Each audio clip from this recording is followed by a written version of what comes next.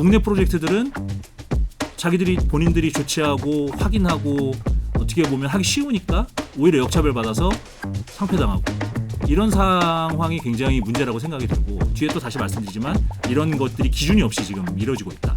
문제고 거래소들은 그럼 해킹당하고 어떤 그럼 조치를 취했고 어떤 그러면 징벌적 조치를 받았나라는 의문을 취하지 않을 수 없고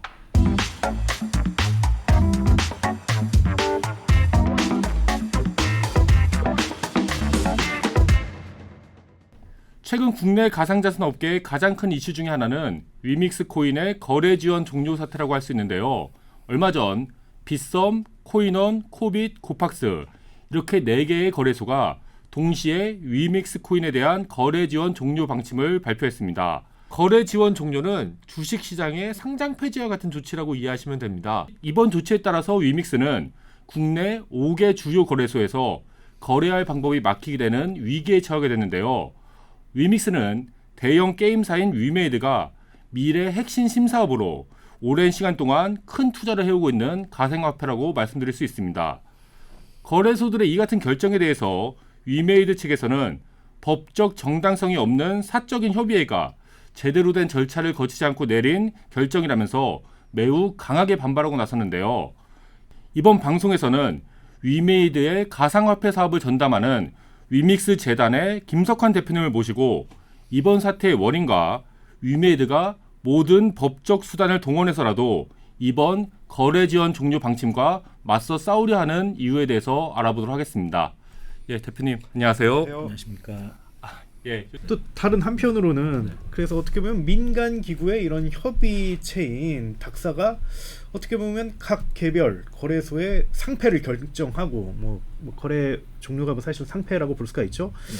이건 좀 과도한 거 아니냐, 네. 너무 과도한 권한이나 아니면 남용 아니냐, 네, 뭐 네. 이런 사실 이제 의견을- 그 박관호 대표님 자체가 위메이드 네. 대표님 자체가 네. 그 진짜 주주서원에 쓰셨잖아요. 이게 되게 네. 강도 높은 표현이라고 저는 생각하는데 네네. 사적 모임에 뭐 네. 그런 야합에 의해서 이렇게 결정이 됐다. 되게 네, 좀 네. 격양된 표현을 쓰셨는데 네.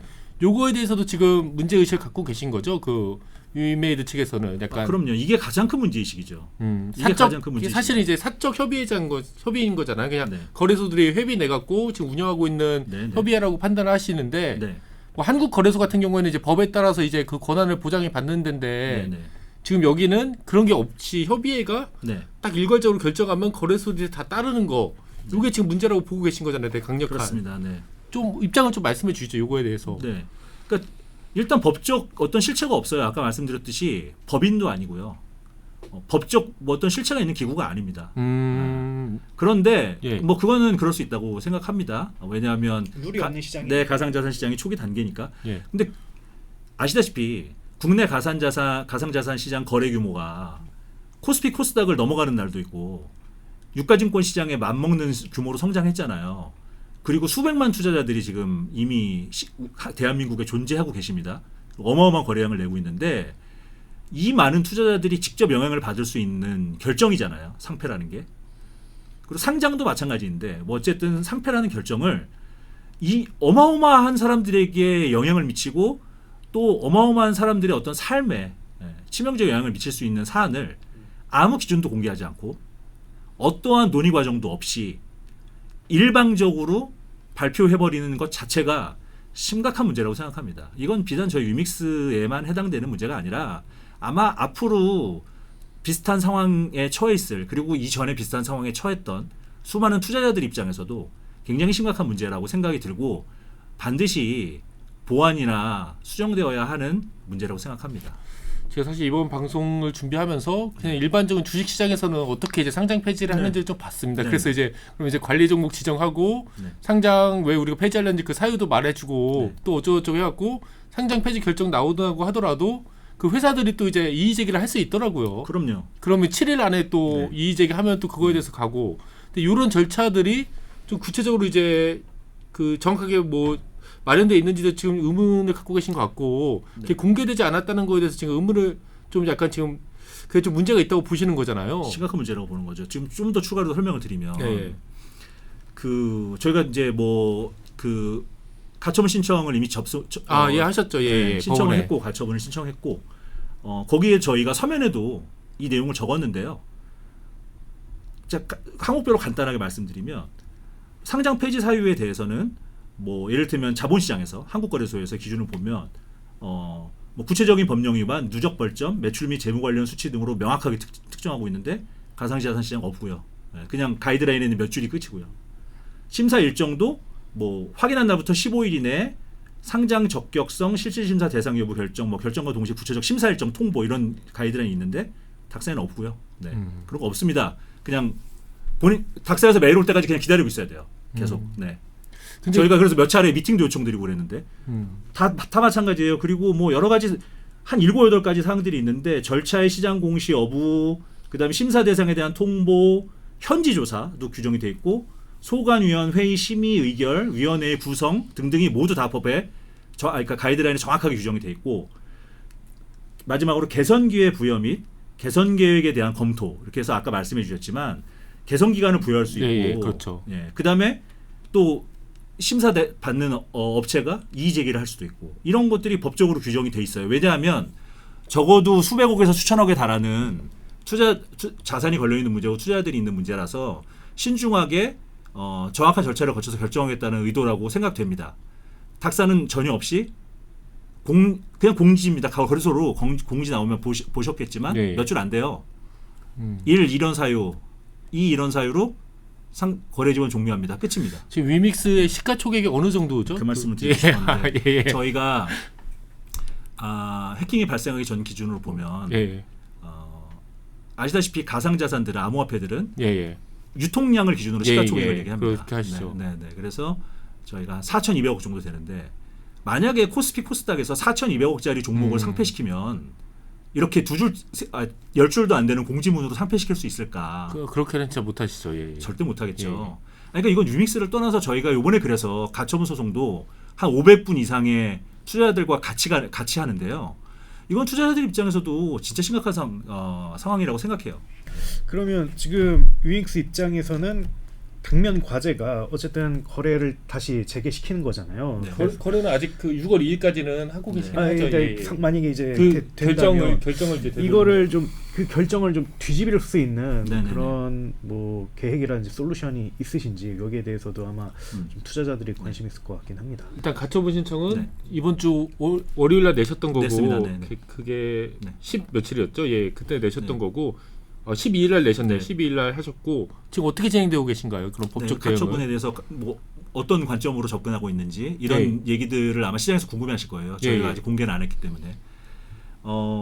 이것도 사실 설명하자면 매우 긴 얘기지만 최대한 짧게 말씀드리면 일단 저희가 주장하는 법적 근거는 뭐냐 하면 한국 법원은 이 가상자산 거래소의 상장 폐지 결정에 대한 가처분에서 일관되게 보였던 입장은 이거는 거래소와 예. 프로젝트 간의 계약이다. 사적 계약이다.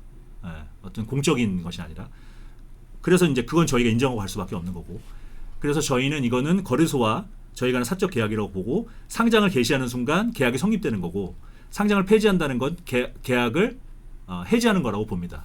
근데 한국 법원의 대법원의 판례나 이런 입장을 보면 일관되게 말씀하시는 한국 법원의 입장은 계약에 근거한 권리의 소멸, 그 계약의 해지를 주장하려면 그 권리의 소멸을 주장하는 자가 입증해야 된다라고 명확하게 한국 법원의 입장에 나와 있어요. 네. 그럼 지금은 거래소들에서 권리의 소멸을 주장하는 거잖아요. 그렇죠. 상폐시키겠다고. 예. 그러면 왜 권리 소멸이 돼야 되는지에 대해서 입증해야 되거든요.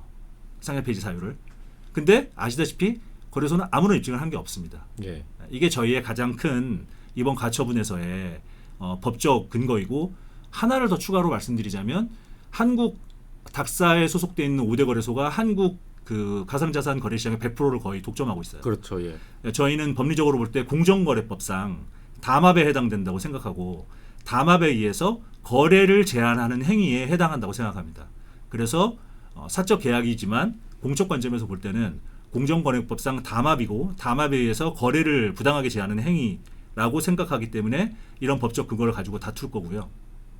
근데 가처분 신청은 대략 어느 정도 걸려서 이제 결과가 나올까요? 6월 2일 전에는 나오나요? 네네. 예, 그 전에는 나온 거죠. 지금 첫 번째 그러니까 지금 변론 기일이 잡혔습니다. 예. 변론 기일이 5월 23일 예. 다음 주 금요일로 잡혔고요. 예.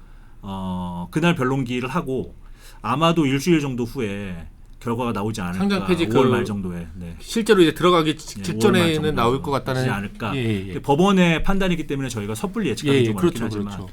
가처분이라서 네. 가처분에 대해서 예. 정말 많은 분들이 궁금해하실 거예요. 지금 제일 궁금한 사항은 가처분에 관련된 사항일 예. 텐데 제가 지금 법적 근거에 대해서 말씀드렸잖아요.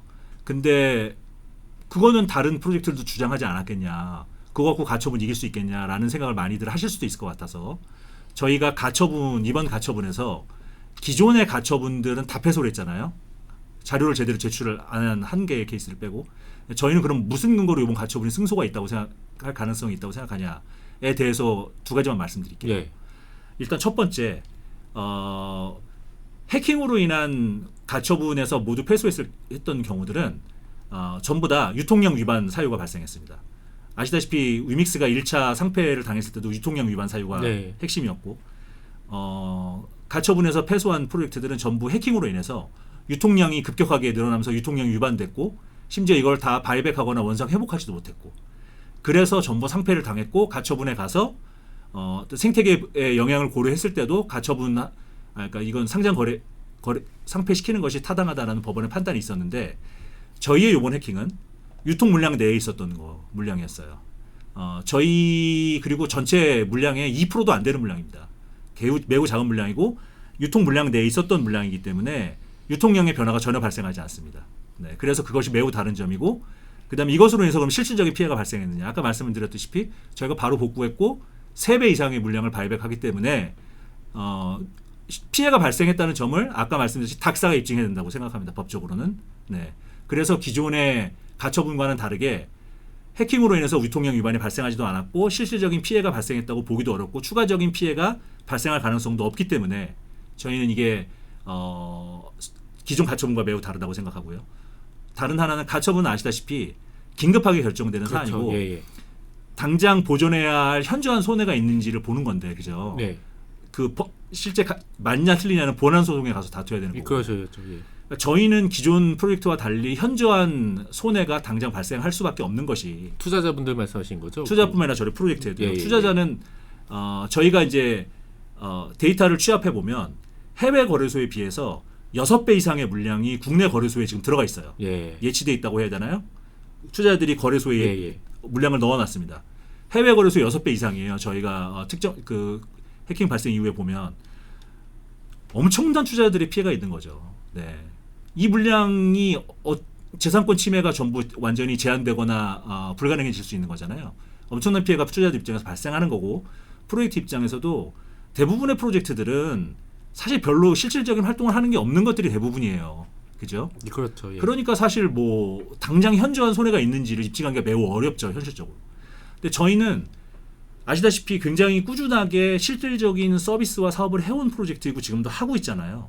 그래서 당장 거래가 6월 2일 날 종료되면 현저한 손해가 당장 발생할 수밖에 없습니다. 일단 지금 공지를 해외 거래소에서 상장 폐지를 시작을 했습니다. 근데 해외 거래소에서는 특별한 이유를 설명 안 하고 있는데 그것이 한국 거래소들의 상장 폐지 발표 이후에요. 그러니까 해외 거래소들은 사실 한국 거래소의 상장 폐지에 영향을 받고 있는 거고요. 그럴 수밖에 없죠. 예. 그다음에 이제 저희 NCP라고 해서 저희 노드를 운영하는 저희 메인넷을 같이 운영하는 파트너들이 있어요.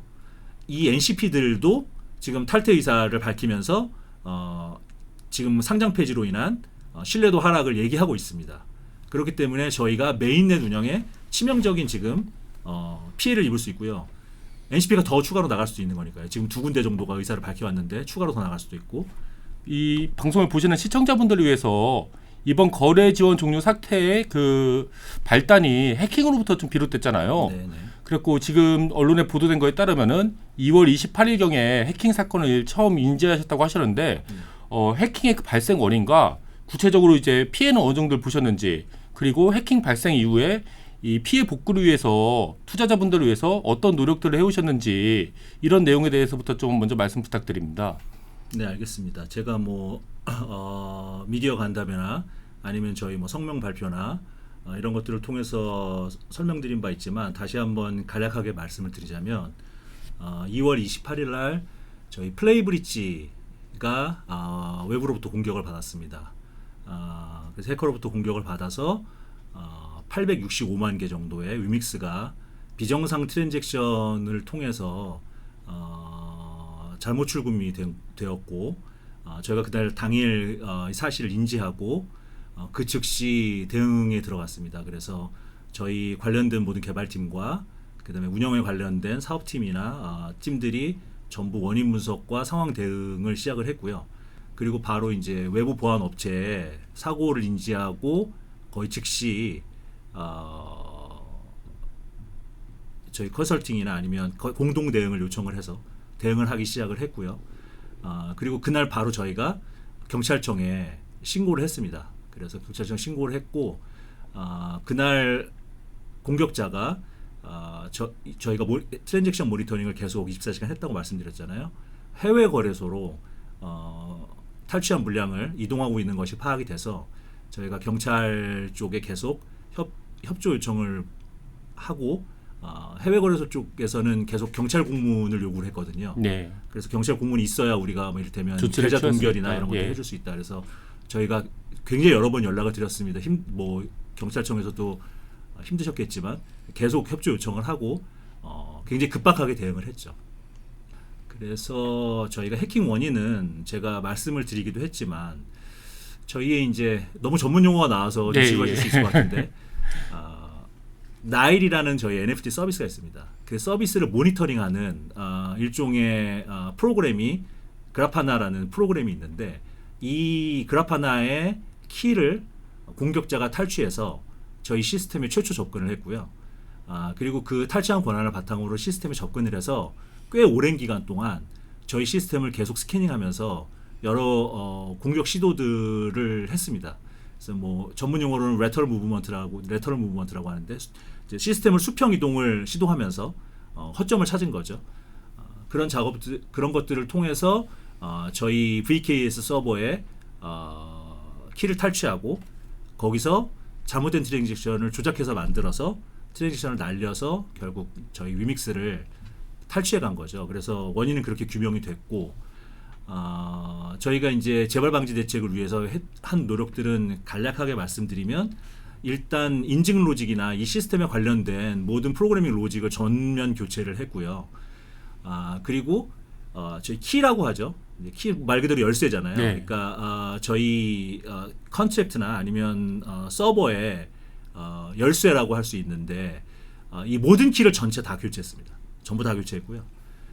그리고 저희 이제 인프라 환경 최근에는 저희뿐만 아니라 거의 모든 IT 회사들이 클라우드라고 불리는 이제 AWS나 네. 애저 같은 이런 환경에서 서비스를 운영하잖아요. 네. 그래서 그 인프라 환경을 저희가 개선하는 것으로는 부족하지 않을까 싶어서 완전 전면 새로 교체해서 인프라 환경을 아예 새로 세팅을 다 했습니다. 전체 다 새로 세팅을 했고요.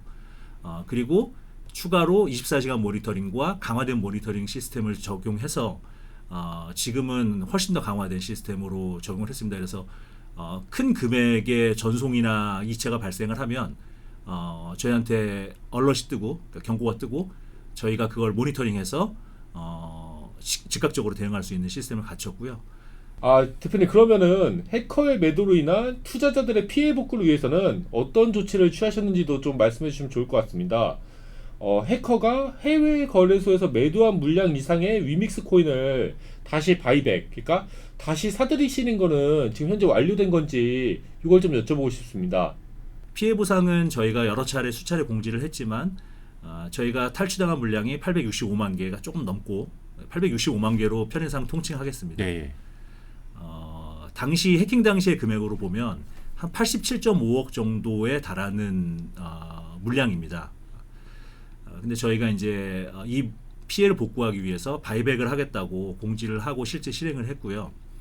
1차 바이백으로 해킹 탈취 물량보다 더 큰 물량인 100억 원의 바이백을 발표하고 이미 바이백을 완료했습니다. 그리고 저희가 바이백을 완료했다고 발표하는 것만으로는 모자랄 것 같아서 저희가 외부 회계법인과 실제로 저희가 바이백을 잘 했는지 네. 이 물량을 잘 보관하고 있는지를 검증하는 작업을 진행을 했고요. 추가로 저희가 생태계 안정화를 위해서 사실은 이거는 피해 물량보다 훨씬 더 큰 물량인데 저희 피해 물량이 865만 개라고 말씀드렸는데 100억 원을 바이백한 거 외에 2차 바이백으로 2천만 개를 저희가 위믹스를 바이백하겠다고 발표를 했고 지금 실행을 하고 있습니다. 그래서 2차 바이백 2천만 개를 계속 해가고 있고 사실 해킹 사고는 이 산업에서 너무너무나 많습니다. 기회가 되면 말씀드릴 수 있겠지만 탈중앙화된 서비스이자 산업이기 때문에 사실 공격자의 표적이 되기 쉽고 여러 번 뉴스를 통해서 아마 보셨을 거예요. 뭐 북한의 라자루스가 세계 최대 블록체인 쪽의 해킹 공격 집단이기도 하고 돈 세탁이 조금 비교적 용이할 수 있다라는 그런 장점이 있기 때문에 계속 공격의 대상이 되는데 모든 해킹 사례를 봐도 저희처럼 해킹 탈취당한 물량의 2배를 추가로 바이백하겠다. 해킹 탈취 물량에 이런 사례는 아마 거의 찾아볼 수 없으실 겁니다. 그러면 이게 이번에 네. 그 탈취당한 자산은 고객 예치 자산인가요? 아니면 회사가 보유한 자산인가요? 회사 보유한 자산인가요? 저희가 저희 볼트에 보관하고 있는 자산, 그러니까 플레이브리지 볼트라는 금고인 거죠. 네. 자산이 그게 플레이브리지를 간단하게 설명드리면 저희 메인넷과 메인넷은 이제 메인 블록체인이죠. 그리고 게임들을 운영하는 또 블록체인 네트워크가 사이드 체인이 하나 더 있습니다. 이게 하나로 합쳐지면 이제 그러니까 너무 서비스의 규모가 커지면 블록체인 처리 규모를 넘어갈 수 있기 때문에 그렇게 2개의 체인을 운영을 하고 있는데 이 체인 간에 자산이 왔다 갔다 해야 되잖아요. 그 왔다 갔다 하는 다리 역할을 하는 것이 이제 플레이 브릿지고요. 그 브릿지에 너무 기술적인 용어를 말씀드리면 그러니까 보관돼 있는 일종의 금고라고 보시면 될 것 같아요. 왔다 갔다 하는 그 물량들이 보관돼 있는. 그래서 1차적으로 이제 회사가 피해자인 거죠. 네. 그래서 저희가 해킹 사태가 발생하고 서비스를 3월 21일 날 아까 말씀드린 모든 보안 조치를 완료한 다음에 인프라를 새로 세팅하고 키를 전면 교체하고 인증 로직도 전면 다 교체한 다음에 21일 날 서비스를 재개했는데 그때 이미 그 브릿지에서 탈취당한 865만 개는 이미 복구를 저희가 했습니다. 저희가 보유하고 있던 유통 물량으로 이미 복구를 했고요. 그거는 뭐 말씀드릴 이르는 여지가 없고 그럼에도 불구하고 100억을 바이백하고 또 추가로 2천만 개를 바이백하고 있는 거죠. 그럼 지금부터 이제 본격적으로 네네. 거래 지원 종료 이슈에 대해서 좀 들어가 보도록 하겠습니다. 사실 이번 거래 지원 종료 이슈는 네. 디지털 자산 거래소 공동협의회라는 그 닥사라는 협의회 차원에서 내려진 거잖아요. 네. 그렇기 때문에 이 닥사 얘기를 안 할 수가 없을 것 같은데 네. 방금 말씀해 주셨던 이 해킹 사태가 발생한 이후부터 닥사하고 좀 소통을 하시면서 이제 문제를 좀 처리해 온 걸로 알고 있거든요. 네네. 그래서 이 해킹 사태 이후로 닥사 측에서는 이제 위믹스 측에 어떤 요구를 해왔는지 그리고 그게 어떻게 처리되어 왔는지 네네. 요거부터 이제 하나하나씩 좀 다뤄보면 좋을 것 같습니다. 네, 알겠습니다. 저희가 이제 해킹이 발생하고 뒤에 또 추가로 말씀 아마 드리게 될 것 같은데 저희가 당일 경찰에 신고하고 당일 외부 보안 업체에 공동 대응을 요청하고 당일 해외 거래소로 물량이 입금되는 걸 확인해서 해외 거래소들과 협조 요청을 하고 논의를 했는데요.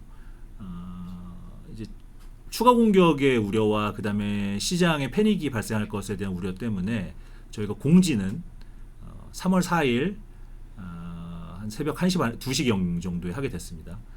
그래서 3월 4일 날 닥사가 저희를 유의 종목으로 지정을 했고 첫 소명 요청을 저희에게 해왔습니다. 3월 4일 날 닥사가 소명을 요청한 내용은 3가지인데 재단의 해킹 발생 인지 및 이에 대한 대응 타임라인 그리고 두 번째가 위믹스 플레이 브릿지 해킹 원인 및 재발 방지 대책 그다음에 세 번째 피해 복구 방안 및 계획 이렇게 3가지를 저희한테 소명을 해달라고 요청을 했고요. 지금 제가 방금 처음에 질문 주셔서 말씀드렸던 내용에 이 3가지가 다 들어있잖아요. 다 들어있죠. 예. 다 들어있어서 이 내용보다 물론 좀 더 자세하게 소명을 했죠. 당연히 예. 그래서 저희가 이 소명을 준비해서 3월 10일 날 닥사에 소명을 제출을 했고요. 그래서 저희가 첨부 문서들도 여러 개 첨부해서 상세한 내용을 작성을 해서 닥사에 소명을 했습니다.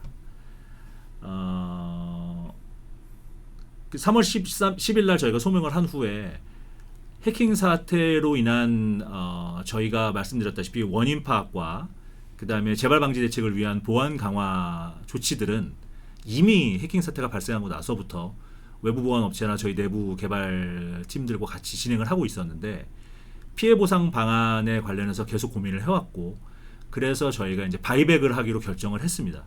그래서 저희가 3월 13일 날 닥사에게 처음으로 이제 메일을 통해서 닥사랑은 메일로밖에 커뮤니케이션을 할 수가 없습니다. 그래서 그래서 담당자하고 통화라든지 그런 게 좀 힘든 구조예요. 불가능합니다. 그거는. 네, 왜 불가능한지도 한번 공개가 안 돼 있습니다. 담당자 성함이라든지 그런 게 공개 안 돼 있나요? 성함, 직위 뭐 그런 게? 네, 전혀 공개 안 돼 있습니다. 최소한 저에게 공개 안 돼 있기 때문에 아마 다 공개 안 돼 있을 거고. 그렇죠. 뒤에 다 말씀드리겠지만 예. 저희가 두세 차례 몇 차례 미팅 요청을 통해서 한 번 원격 미팅을 그러니까 화상 미팅을 했는데 그때도 성함도 공개 안 하시고 얼굴도 공개 안 하셨습니다. 네. 공개가 안 돼 있습니다. 그래서 이제 저희가 메일로밖에 커뮤니케이션을 할 수밖에 없고요. 어쨌든 그래서 3월 13일 날 저희가 최초의 바이백을 하겠다고 닥사에 바이백 공지를 하기 전에 사전에 닥사에 얘기를 했고 바이백과 관련해서 필요한 사항이 있으면 닥사와 협의하겠다.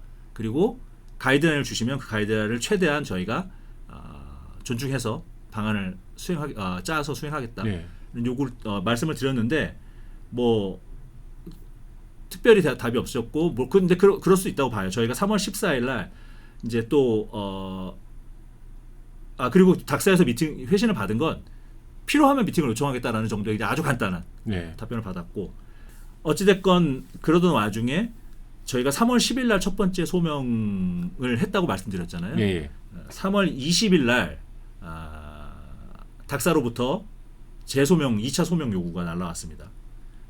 한 열흘 정도가 지난 후인데 이때 소명 요청 사항은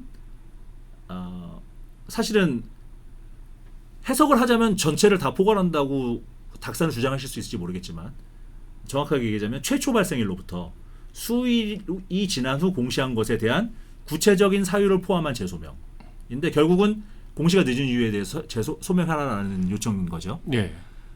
참고로 말씀드리면 첫 번째 소명 요청에는 이 소명 요청이 구체적으로 들어있지 않았습니다. 예. 네.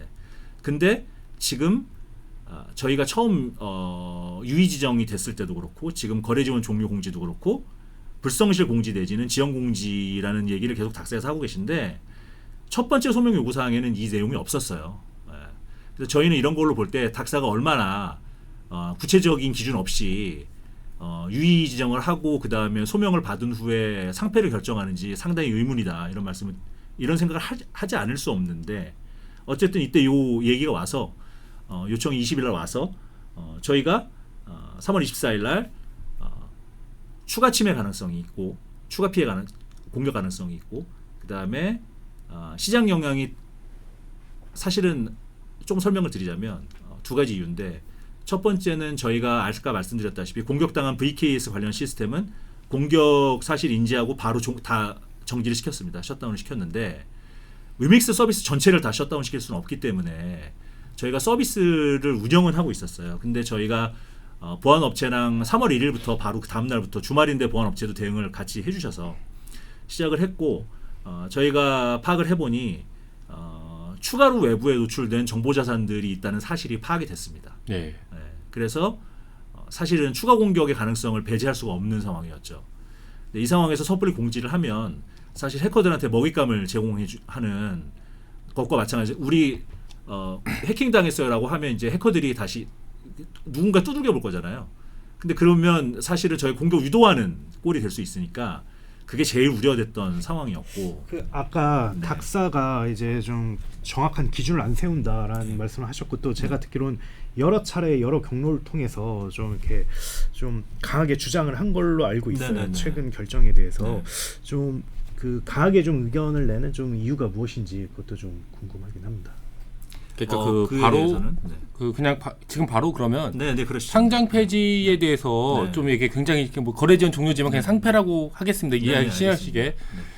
이 조치에 대해서 굉장히 지금 반발을 강하게 하고 계신 거잖아요. 네. 근데 그 이유를 이제 몇 가지 정도로 제가 이제 취재를 해보니까 네. 뭐 그 해킹의 내용적인 측면에서도 얘기를 좀 하고 계시는 것 같고 네. 절차적 당위성에 대해서도 얘기를 하고 계시는데 네. 각 부분별로 이거를 하나씩 좀 따져보면 좀 좋을 것 같다는 생각이 좀 들어왔고요. 네. 일단 해킹의 내용에 있어서 좀 먼저 질문드리고 싶은 게 이 네. 해킹 자체가 위믹스의 네. 뭐 근본적인 보안적 취약성을 드러내는 사건이 아니다. 약간 부가적인 시스템에서 지금 해킹이 일어난 거다. 지금 이렇게 말씀을 하시는 거잖아요.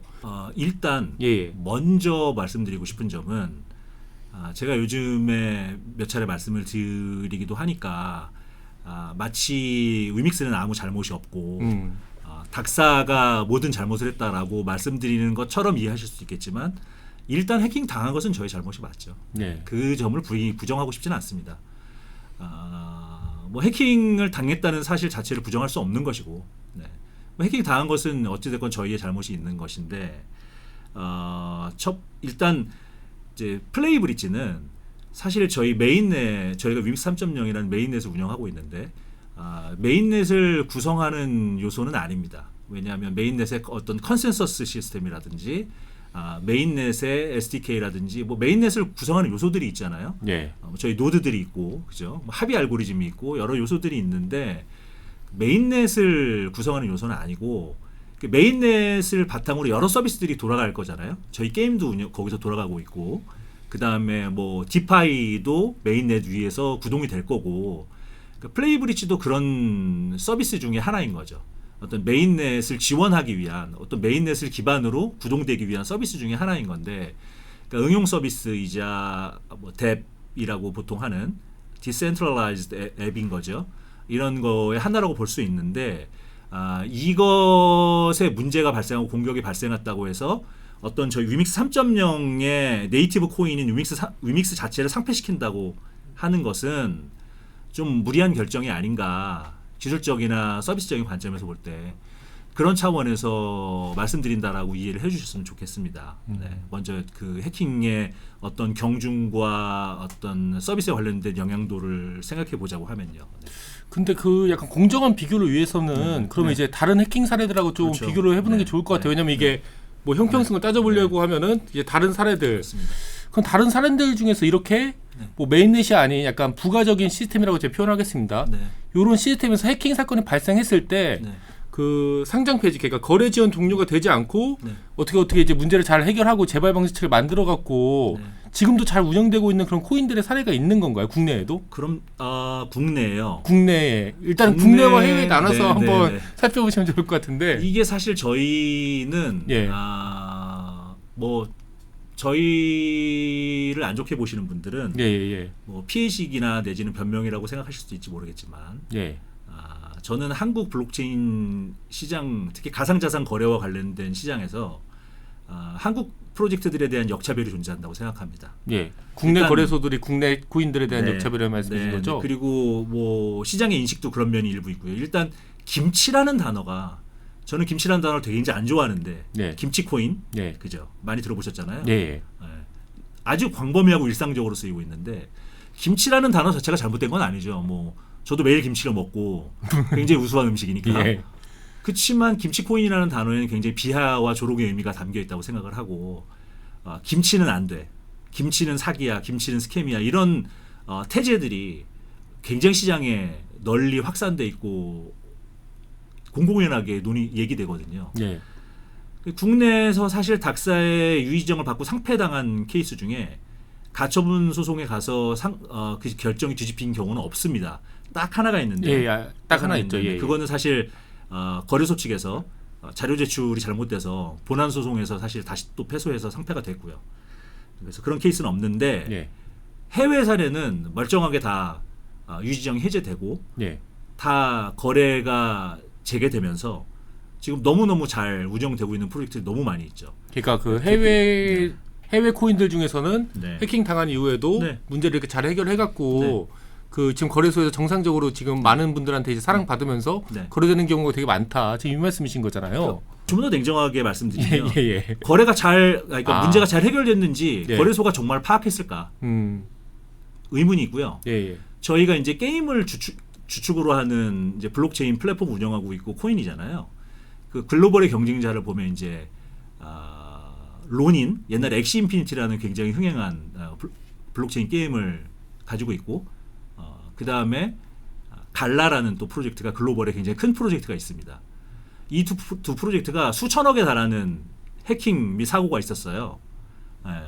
근데 그 프로젝트들은 저희가 소명한 것처럼 성실하게 수차례에 걸쳐서 소명을 했는지 잘 모르겠는데, 예. 심지어 로닌 같은 경우에 한 6,700억 정도를 탈취를 당했는데 6일 동안 탈취당한 사실도 몰랐습니다. 예, 예, 론인 예. 측에서 프로젝트 측에서. 그러니까 그리고 나서 바로 회복도 못했어요. 워낙 금액이 크기 때문에. 그때 뭐 바이낸스나 다른 프로젝트들에서 론을 받고 도움을 받아서 어찌어찌 해결을 한 것으로 알고 있는데 이거를 국내 프로젝트들이 실사를 했는지 그리고 그 프로젝트가 저희처럼 대주회 회계법인에서 검증 리포트를 받아서 공개를 했는지 잘 모르겠지만 어쨌든 멀쩡하게 유지정이 해제가 됐고 거래가 재개돼서 지금 여전히 글로벌에서 선두권을 달리는 블록체인 게임 프로젝트로 잘 운영되고 있습니다. 근데 제가 해킹 사례에 대해서 조금만 더 말씀드리고 싶은데 예, 예. 좀 억울하기도 하고 충분히 말씀하셔야죠. 예. 거래소들도 다 해킹 당한 거 아시죠? 거의 국내 거래소들. 네. 업비트 빗썸도 해킹 사고가 있었어요. 예. 그러니까 저희만큼 성실하게 공지하고 소명을 했는지 예. 그리고 그러면 거래소들이 그 해킹으로 인해서 어떤 피해 보상을 했고 그리고 결국 저희가 상패라는 어떤 징벌적 조치를 선고받았는데 어떤 조치를 받았는지 매우 의심스럽습니다. 근데 거래소들은 그럼 괜찮고 국내 프로젝트, 해외 프로젝트는 손쓰기가 사실 거의 불가능하잖아요. 국내 프로젝트들이. 근데 뭐 냉정하게 얘기하면 거래량 너무 많이 나오고 거래소 사업에 도움이 되면 예. 거래소 입장에서 다시 당연히 상폐시키기 어렵겠죠. 그렇죠. 당연히. 네. 예. 근데 그런 걸 떠나서 해외 거래소들은 어떻게 조치를 하기가 어렵고 확인이 어려우니까 뭐 살려주고 국내 프로젝트들은 자기들이 본인들이 조치하고 확인하고 어떻게 보면 하기 쉬우니까 오히려 역차별 받아서 상폐당하고 이런 상황이 굉장히 문제라고 생각이 들고 뒤에 또 다시 말씀드리지만 이런 것들이 기준이 없이 지금 이루어지고 있다. 이게 문제고 거래소들은 그럼 해킹당하고 어떤 그럼 조치를 취했고 어떤 그러면 징벌적 조치를 받았나라는 의문을 취하지 않을 수 없고 지금 한 가지만 더 말씀드리면 예. 지금 저희가 기사를 통해서 파악된 바는 5월 10일로 파악이 되고 있는데 커브라는 그 이더리움 메인넷에 있는 굉장히 큰 디파이 프로토콜이 있어요. 대비죠. 예. 예. 사실 커브도 두 차례 정도 큰 해킹을 당하긴 했는데 이것도 사실 상패 없이 그냥 지금 다 국내 거래소에서 거래가 되고 있어요. 근데 5월 10일 날 해킹 당한 것으로 지금 추정이 되고 공지와 기사가 났습니다. 예. 근데 국내 거래소들이 유의 지정을 지금 했는지 저는 되게 의문인데 아직 안 하고 있어요. 저희가 알기로는. 그 말씀하신 네. 시간에 따르면 지금 5일 정도가 지난 거잖아요. 그러니까 이게 5월 10일 날 발생한 거고 예. 아마 파악은 며칠이 지나서 될 수 있어요. 예. 외부 블록체인 리서치 업체에서 파악을 해서 공론화시킨 걸로 알고 있는데 예. 왜 유의 지정을 안 하는지 상당히 의문이에요. 위믹스는 공지하자마자 바로 이렇게 공지가 늦었다고 유의 지정을 했잖아요. 그러면 이거는 커브에서 언제 인지했는지 예. 왜 공지가 늦었는지 소명 요구를 커브에 했는지 커브 측에 그럼 커브에서 그거에 성실히 답변을 하고 있는지 그럼 왜 유지정을 안 하고 있는지 매우 의문입니다. 물론 제가 이 말씀드리는 과정에서 제가 커브와 거래소와의 커뮤니케이션을 알지는 못하니까 예. 일부 제가 오해가 있을 수는 있을지 모르겠지만 최소한 투자자들이 볼 때 현상적으로 드러나는 것들은 명백한 역차별이나 명백한 차이점이 존재하는 거죠. 커브 유지정 하셔야 되는데 왜 안 하시는지 굉장히 의문이에요. 네. 그러니까 이런 것이 문제라는 거죠. 사실 근데 이제 지금 닥사와 지금 그 닥사 그러니까 디지털 자산 거래소 공동 협의회라는 이 거래소들의 협의회하고 지금 위메이드가 서로 지금 논박을 굉장히 좀 치열하게 벌이는 상황이라고 저는 보고 있는데 그런데 이제 최근에 또 위메이드 측에서 위믹스 재단과 위메이드 측에서 한 가지 또 이제 의혹을 좀 제기하신 게 있잖아요. 얼마 전에 이제 왜냐면 닥사 같은 경우에도 그냥 이렇게 할 수는 없으니까 당연히 그 공통적인 이제 가이드라인을 만들어 놓고 그거를 운영을 하는데 그 거래소 가이드라인이 5월 1일을 기점으로 해갖고 개정이 됐는데 그 개정된 내용이라든지 그런 걸 찬찬히 따져 보니까 이 위메이드가 만든 그 위믹스 코인을 좀 겨냥해서 좀 개정이 이루어졌고 또 그쪽에 담긴 내용이 5월 달부터 뭐 적용이 돼야 되는 건데 5월 달에 발생한 사건부터 근데 그게 2월 달에 발생한 지금 이 건에 대해서도 지금 소급 적용되고 있다. 좀 지금 이렇게 좀 주장을 하고 계신 걸로 알고 있거든요. 요거에 대해서 좀 설명을 해주실 수 있나요? 약간 타깃 개정이라든지 뭐 소급 적용이라고 하면은 사실 좀 이제 큰 문제가 또 될 수도 있는 거잖아요.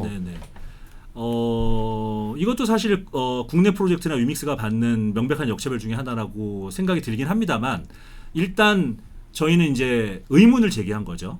그래서 닥사에 답변을 해달라고 의문을 제기한 겁니다. 닥사가 이제 상장이나 상장 폐지를 결정하는 기준으로 가상자산 거래 지원 모범 사례라는 어떤 가이드라인 규정이 네, 있어요. 저도 들어가서 봤습니다. 네. 예, 예. 근데 이 이전에 그 줄여서 그냥 모범 사례라고 하겠습니다. 너무 네. 기니까. 모범 사례는 공개가 돼 있지 않았습니다. 예, 예. 네, 공개를 안 하고 있었어요. 그렇지만 보도자료 등을 통해서 공개가 돼 있었기 때문에 저희가 내용을 알 수는 있죠. 전체를 알 수는 없을 수도 있겠지만. 근데 이 모범 사례가 저희가 이제 위믹스 상장 페이지가 5월 2일 날 발표됐습니다. 거래소에서. 근데 5월 1일 날 개정안이 닥사 홈페이지에 게시되었어요. 그 이전엔 공개가 안 돼 있었는데 개정안은 전체를 공개했어요. 굉장히 이상한, 사실 굉장히 이례적인 이례적인 예. 어떤 조치이고, 근데 그거 거기를 보면 저희가 예전에 보도 자료나 등을 통해서 확인할 수 있는 그 상장 폐지 사유가 수정되었다는 사실을 알 수 있습니다. 두 가지가 추가되었는데요. 보안 사고 등으로 인한 원인이 추가되었고, 그 다음에 이것을 적시에 공시하지 않을 디지털 미디어 등을 통해서 적시에 공시하지 않을 경우라는 보안 사고라는 원인과 그다음에 적시 공시라는 기준이 추가되어서 딱 어떻게 보면은 그런 그 닥사가 지금 그렇죠. 위메이드에 딱 지금 문제 제기를 하는 싶은 두 일이. 가지가 그 추가가 됐다고 지금 보고 계시는 그럴 수밖에 거잖아요. 없게 저희는 생각을 할 수밖에 없는 거죠. 예, 예. 그리고 그게 6월 1일 날 이제부터 적용이 됩니다. 6월 1일이요. 5월 1일 날 발표를 발표되고 했고 6월 1일 1일 날 예. 자, 근데 저희는 5월 2일 날 상장 페이지 발표가 됐고 6월 2일 날 거래 종료가 됩니다. 실제로. 예. 6월 1일 날 적용이 돼서. 예. 다분히 사실 의심을 할 수밖에 없는 상황이고, 그래서 저희가 닥사 측에 저희가 이런 공지문을 내기 전에 당연히 먼저 요청을 했어요. 저희가 닥사를 일방적으로 공격하거나 닥사를 오로지 코너에 몰기 위해서 어떤 무책임한 언론절을 하고 있는 것이 아니라 닥사의 그 전에 모범 사례를 개정안이 있던데, 홈페이지에 보니까 공지가 됐던데, 우리 6월 2일부터 적용이 되는데 우리는 그러면 결정이 될 때 그 예전 모범 사례가 적용됐을 것으로 당연히 됐을 것 아니냐. 그러니 이전 모범 사례를 좀 제공을 해달라라고 닥사에 요청을 했는데 당연히 아무 답이 없죠. 네. 없어서 닥사가 그 물리적인 오피스가 있는 조직인 거죠. 그래도 저희는 그렇게 알고 있습니다. 물리적인 네. 오피스 주소가 나와 있거나 그렇긴 한 조직인 거죠. 근데 저희가 미팅을 요청해도 미팅할 수 없고 하기 때문에 저희가 오피스로 쳐들어갈 수는 없는 거니까. 가보신 적 그러니까 뭐 협회 뭐 이런 거 협의회 네, 정확하게. 협의회죠, 협의회. 네. 그런 사단법인도 아니고 재단법인도 아니에요. 예. 그러니까 법인이 아닙니다. 이거는. 또 하는 것을 목표로 그러니까 하고 페널티를 주거나 아니면 이제 재발 방지 대책을 요구해야지. 근데 그렇습니다. 이걸 아예 거래 종료시켜 버리는 거 이건 너무 큰 거다. 이거 네, 어떻게 그렇습니다. 보면 그렇게 좀 투자자들이 이건 아무래도 관심을 많이 가질 것 같은데, 뭐 예전에도 좀 이렇게 거래 종료된 그런 케이스도 있고, 그래서 좀 닥사가 좀 위메이드 혹은 위맥스하고 좀 사이가 안 좋은 거 아니냐, 뭐 이런 시선이 있을 수도 있을 것 같아요. 그래서 여기에 대해 좀 억울함도 있으실 것 같고, 아니면 다른 한편으로는 오해다라고 이렇게 얘기하실 수도 있을 것 같은데, 한번 좀 조심스럽지만 좀 여쭤봐도 괜찮을까요? 그거는 사실 저희가 알 수는 없는 거죠. 네, 닥사는 사실 몇 분 안 계실 것 같고요, 제가 보기에. 왜냐하면 1년 운영비가 한 10억 정도 되는 거. 그러니까 거래소들의 일반 회비와 특별 회비로 운영되거든요. 그래서 아마 몇 분 안 되실 거고, 사실상 거래소가 결정하는 거죠. 네. 그래서 제가 긴급 기자회견 때도 거래소들이 나와서 답변하라라고 요청했던 거고. 그런데 그분들이 위믹스에 대해서 악감정을 갖고 있는지 어쩐지는 저희는 정확하게 알 수는 없죠. 그렇지만 현재 두 번째 상패를 겪는 현재의 과정을 보면 저희한테 좋은 감정을 갖고 있지는 않구나라는 사실을 미루어 짐작할 수 있고. 예전에 그 장 대표님 계실 때도 한번 격하게 좀 얘기하셨던 걸로. 네. 그때는 예. 사실 어떤 감정적인 커뮤니케이션이 섞이다 보니까 예. 불필요한 오해 소지가 있었던 것 같습니다. 그렇지만 저희는 이번에 최대한 감정을 배제하고 예. 대응을 하고 있고요. 소명을 하는 동안은 닥사를 정말 200% 존중하면서 닥사에 항상 사전에 얘기하고 닥사의 의견을 요청하고 했습니다. 근데 어쨌든 저는 이게 사실 위믹스뿐만 아니라 국내 프로젝트들에 대한 역차별, 아까도 몇 번 말씀드렸지만 연장선상이 있다고 생각해요. 예를 들어서 커브가 지금 해킹을 당했고, 이를테면 해외 프로젝트들, 잘 나가는 해외 프로젝트들이 해킹 당하면 그런 상황이 올 때와 그다음에 한국에도 저희뿐만 아니라 다른 많은 가상자산 프로젝트들이 있잖아요. 네. 그런 프로젝트들이 저희 해킹을 당하거나 문제가 생겼을 때 닥사가 대처하는, 그리고 닥사가 좋지 않은 것들이 불공평한 점이 있다. 그리고 이게 더 나아가서는 한국 가상자산 블록체인 산업의 발전에도 악영향을 미친다. 물론 한국 프로젝트들이 전부 잘하고 있다 이런 얘기를 말씀을 드리고 싶은 건 아닙니다. 물론 뭐 잘못하고 있는 프로젝트도 많이 있겠죠.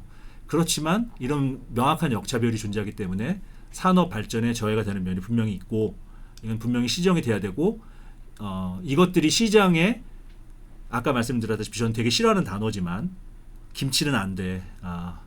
김치는 스캠이야. 라는 인식을 광범위하게 퍼뜨리는데도 일조를 하고 있다. 이렇게 말씀드리고 싶습니다.